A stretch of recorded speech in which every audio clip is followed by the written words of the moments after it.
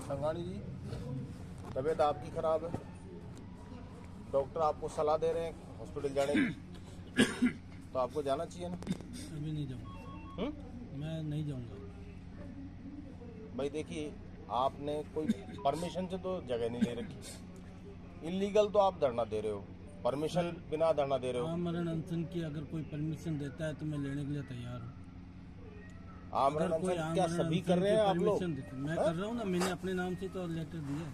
आपने अपने नाम से लेटर दिया, लेकिन इसके लिए भी कहीं से आप उसमें भी परमिशन मैंने दो ये धरने देने की। उसमें भी मैंने ये लिख रखा है कि मेरे साथ 200-300 आदमी होंगे, और मैंने कलेक्टर साहब को भी ये लेटर दिया है। लेकिन अगर आपकी तबीयत खराब है, डॉक्टर आपको सलाह दे रहे हैं हॉस्पिटल जाने की। ये बात मैं भी जानता था कि मेरी तबीयत खराब होगी, मगर मेरी डिमांड पूरी नहीं हो उससे पहले मैं उठने का फायदा क्या? फिर मैं बैठा ही क्यों? फिर मैं बैठा क्यों? लेकिन आप जब मेरा डेलीगेशन कराइए, मेरी वार्ता करवाइए।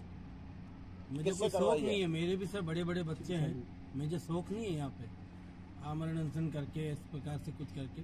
मगर जब हमारी मांगे पूरी नहीं हो रही है तब मैं यहाँ बैठा हूँ।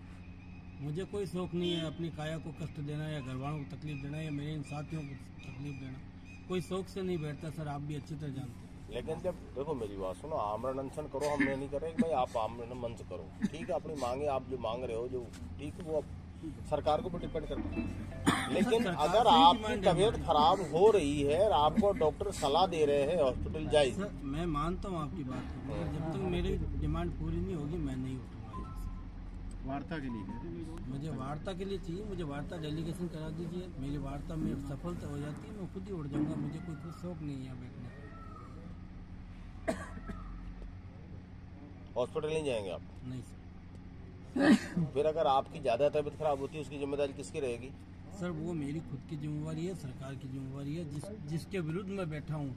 भाई आप या तो लिख के दे दीजिए कि मैं कहीं नहीं जाऊंगा। हाँ लिखवा लीजिए मेरे से, जब तक मेरी डिमांड पूरी नहीं होती मैं नहीं जाऊँगा। आपको डॉक्टर साहब ने रेफर किया है? नहीं, डॉक्टर साहब का फर्ज है, उनकी ड्यूटी है, वो मेरे को ये बात कहेंगे, वो उनका फर्ज है, वो गलत नहीं कहेंगे, वो कहेंगे।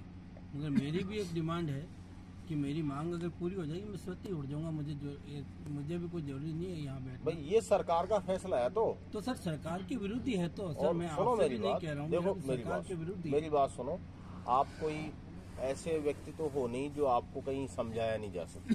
नहीं मैं ठीक है, यही आप बात वेल एजुकेटेड पर्सन है, जिम्मेदार आदमी है, 50 साल के आप हैं, तो आपको हम केवल समझाया जा सकता है।